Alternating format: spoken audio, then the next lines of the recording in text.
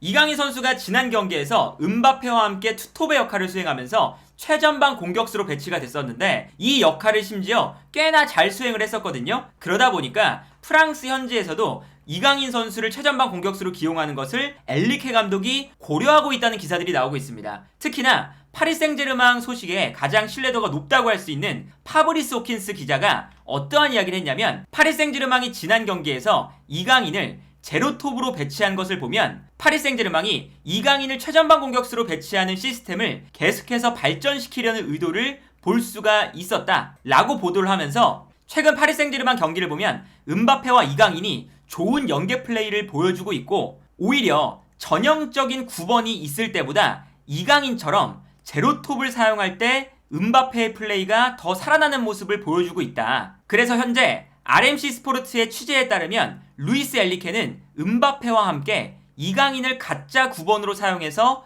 더 자주 호흡을 맞추게 하는 것을 고려할 것입니다. 라는 기사가 나왔는데 이러한 흐름은 결국에 이강인 선수에게 좋은 점도 있고 아쉬운 점도 분명히 존재하거든요. 일단 좋은 점은 이강인 선수가 왼쪽에서 뛸 때보다는 최전방 공격수로 뛰었을 때 전체적으로 왼쪽에 있을 때보다는 훨씬 더 경기에 대한 영향력도 높아지고 좋은 활약을 보여줬습니다. 늘 파리 생제르맹의 전술을 이야기할 때마다 나오는 이야기지만 왼쪽 측면 공격수는 사실 파리 생제르맹의 전술에서 가장 힘들고 공격적인 영향력을 발휘할 수가 없는 위치거든요. 결국에 이러한 전형이 음바페를 왼쪽 측면 공격수가 아니라 한 칸 올려서 무안이나 하무스처럼 최전방 공격수도 사용을 하면서 음바페도 사용을 해야 되기 때문에 투톱을 사용하게 되고 그러다 보니까 원래는 역삼각형 미드필더 라인에서 왼쪽 중앙 미드필더에 출전하는 이강인이라던가 비티냐 이런 선수들이 음바페가 투톱으로 올라가니까 어쩔 수 없이 왼쪽으로 빠져서 왼쪽 측면 미드필더의 역할을 수행을 했어야 됐거든요. 그런데 이 역할은 근본적으로 음바페가 중앙 지역으로 들어가서 플레이를 하기 때문에 왼쪽으로 빠지는 미드필더는 실질적으로 수비적인 역할을 매우 많이 수행을 해야 돼요. 예를 들어 수비 상황에서는 음바페가 내려오지 않으니까 왼쪽 측면 수비를 해야 되고요. 여기에 더해서 중앙 미드필더였던 선수가 측면으로 나가다 보니까 중원의 밸런스가 무너지기 때문에 이강인 선수가 왼쪽으로 빠져 있어도 결국에는 중원 싸움을 위해서 중앙 지역으로 들어가줘야 되거든요. 그러니까 결국은 중앙과 측면을 오가면서 체력적인 소모가 매우 큰 역할입니다. 그리고 여기에 더해서 파리 생제르맹이 전체적으로 하키미가 공격적으로 올라갈 때 하키미의 공격성을 살리기 위해서 왼쪽 풀백인 리카르안데스는 거의 올라가지 않죠. 3백을 만들면서 비대칭적인 플레이를 하기 때문에 결국에는 이강인 선수가 풀백의 공격적인 지원도 못 받고 음바페는 음바페대로 중앙 지역으로 들어가서 자유롭게 움직이기 때문에 왼쪽 측면으로 나오지 않을 때가 있고 그러면 왼쪽에 고립되는 장면들이 많이 나오거든요. 그래서 이강인 선수가 왼쪽 측면에 나왔을 때는 왼쪽 측면에 나와서 분명히 득점도 했고 그리고 경기 중에 패스 성공률 100%라는 기록도 세웠었잖아요. 그런데 이러한 수치가 이강인 선수에게 절대적으로 좋기만 한 것은 아니다 라고 그때 말씀을 드렸던 것이 아무래도 지금 파리 생제르맹의 전형 자체가 오른쪽 지역을 중심으로 공격을 하고 왼쪽은 고립되어 있다 보니까 이강인 선수도 볼을 잡았을 때 더 공격적인 플레이를 하거나 아니면 주변에 있는 선수들과 함께 패스를 주고받으면서 공격을 풀어나가는 게 아니라 결국에는 한쪽 측면에 고립되면서 공격을 전개할 때 주변에 주고받을 선수가 없으니까 이강인 선수도 어쩔 수 없이 백패스라던가 주변에 있는 선수들에게 안정적인 패스를 하다 보니까 패스 성공률이 100%가 나왔던 거거든요. 그런데 이강인 선수는 아무래도 공격적인 패스가 특기인 선수다 보니까 이렇게 안정적인 패스를 하면서 패스 성공률 100%가 되는 것보다 한두 번 패스 미스가 나오면서 공격적인 패스를 찔러주는 게 팀적으로도 좋고 이강인 선수에게도 좋아요. 그러다 보니까 이강인 선수가 왼쪽에서 뛸 때 아쉬움이 좀 많았고 이강인 선수가 그렇다면 오른쪽에 나오면 더 좋을 텐데 왼쪽에 나올 수밖에 없는 이유는 이강인처럼 중앙 지역과 측면 지역을 오갈 수 있는 선수가 이강인과 비티냐 단 두 선수밖에 없습니다. 그런데 비티냐도 오른발을 쓰는 선수고 이강인 선수보다는 보다 중앙 미드필더에 가까운 선수이기 때문에 왼쪽 측면에 저렇게 고립되는 역할이지만 그래도 그나마 저 역할을 가장 잘 수행해줄 수 있는 선수가 이강인이었거든요. 그런데 최근에 파리 생제르맹이 이강인을 제로톱으로 쓰는 것을 고민하는 이유는 어떠한 측면에 있냐면 오른쪽 측면에서 공격이 전개가 되다 보니까 아무래도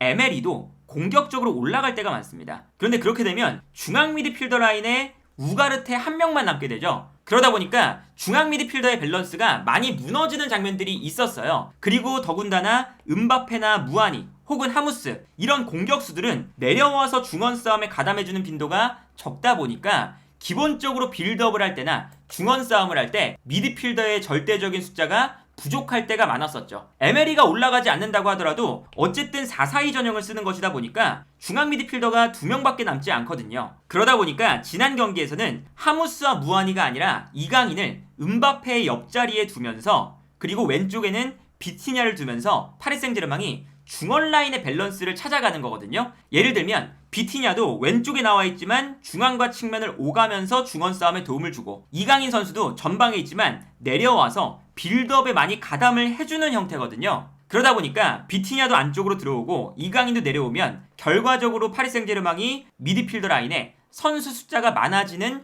효과를 거둘 수가 있습니다. 그래서 이강인 선수가 최전방 공격수로 배치가 된 다음에는 파리 생제르맹이 어떠한 모습이 나오냐면 기본적으로 비티냐가 측면으로 빠지면 중앙 지역에 중앙 미드필더 2명밖에 남지가 않잖아요. 그런데 여기서 이강인 선수가 내려와서 중원 싸움에 가담을 해줍니다. 그러다 보니까 결과적으로는 이러한 형태를 파리 생제르맹이 추구하는 거거든요. 중앙 미드필더 2명에 비티냐도 측면에 있다가 안쪽으로 들어오게 되고 여기에 더해서 이강인도 최전방에 있다가 중앙 지역으로 내려오면서 4명의 선수를 중원에 배치를 하겠다. AC 밀란전도 마찬가지고 뉴캐슬전도 마찬가지고 그리고 리그앙에서 펼쳤던 경기들 중에서도 파리 생제르맹이 분명히 전력이 더 좋은데 중원 싸움에서 밀리는 경기들이 이상할 정도로 많았었거든요. 그런데 이제 그러한 장면들을 이강인을 최전방에 배치해서 내려오게끔 만들면서 중원 싸움을 강화한다 라는 측면이 있고 이강인 선수가 그 역할을 또 잘 해줬어요. 중원에서 선수 숫자가 부족하다 보니까 상대방이 공격할 때 공간이 너무 많이 발생하는 장면을 볼 수가 있습니다. 그런데 이때 이강인 선수가 최전방에 있다가 내려와서 중원 싸움에 가담을 해주니까 결국에는 상대의 공격을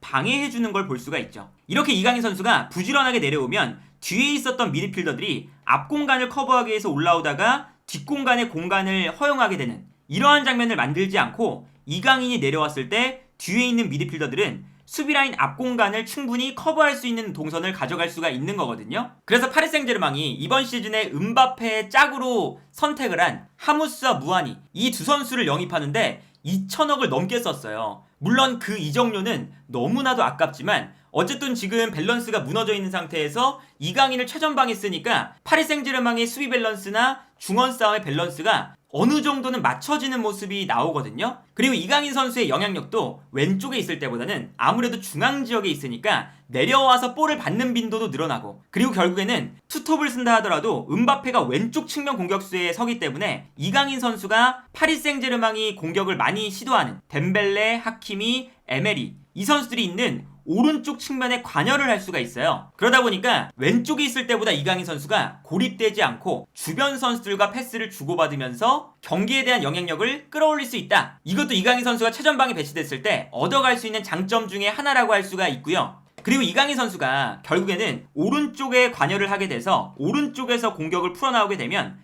왼쪽에서 뛰어들어가는 음바페에게 패스를 찔러줄 수 있는 아주 좋은 환경이 만들어지다 보니까 이강인 선수가 최전방에 뛰게 됐을 때 약간 오른쪽으로 치우쳐서 플레이하게 되면 이강인과 음바페의 조합도 더 많이 나올 수가 있다 라는 점에서 이강인과 음바페 그리고 파리 생제르맹에게 분명히 긍정적인 포인트가 이강인의 제로톱에 있는 거죠. 그런데 여기서 발생하는 문제점은 당연하게도 9번 공격수가 없다 보니까 밀집하는 상대팀을 만났을 때 파리 생제르맹이 과연 이강인과 음바페의 투톱 조합으로 과연 상대의 밀집 수비를 무너뜨릴 수 있을까 하는 생각이 들거든요. 지난 경기에서도 마찬가지였지만 음바페는 일단 자유롭게 움직입니다. 특히나 음바페는 최전방에 배치될 때 약간 측면적으로 빠지려는 경향을 보여주죠. 이게 음바페가 투톱으로 뛸 때 하무스나 무아니를 본인의 파트너로 원했던 이유가 여기에 있거든요. 9번 공격수가 앞에서 싸워주면 음바페는 투톱이지만 약간 측면으로 빠져있다가 9번 공격수에게 수비가 쏠릴 때 음바페가 왼쪽 측면에서 중앙 지역으로 침투를 한다. 이 동선을 가져가고 싶어해요. 그런데 하무스와 무아니가 없다면 특히나 상대가 밀집 수비를 하고 있다면 여기서 최전방에서 이강인 선수가 싸워주는 게 아니라 이강인 선수도 내려가서 볼을 받아주려는 움직임을 계속 가져가거든요. 이강인 선수는 어쨌든 공격형 미드필더의 성향이 강한 선수다 보니까요. 그런데 이렇게 되면 음바페도 약간 측면으로 빠지거나 자유롭게 움직이고 이강인 선수도 내려오게 되면 특히나 상대가 밀집 수비를 했을 때는 상대의 수비수와 싸워줄 수 있는 공격수 자체가 부족한 장면들이 나올 수밖에 없습니다. 그래서 예를 들면 이런 장면이 지난 경기 자주 나왔어요. 이강인 선수가 볼을 받으러 내려오고 있는데 이때 음바페도 내려오는 움직임을 가져가면서 자연스럽게 파리 생제르맹의 투톱이 모두 내려와서 플레이를 하고 있거든요. 그러다 보니까 상대 수비 라인 안쪽을 살펴보면 파리 생제르맹의 공격수가 단 한 명도 배치가 되어 있지 않은 것을 볼 수가 있었죠. 그런데 오히려 파리 생제르맹이 상대하는 팀들이 라인을 올려서 공격적인 압박을 하는 팀이라면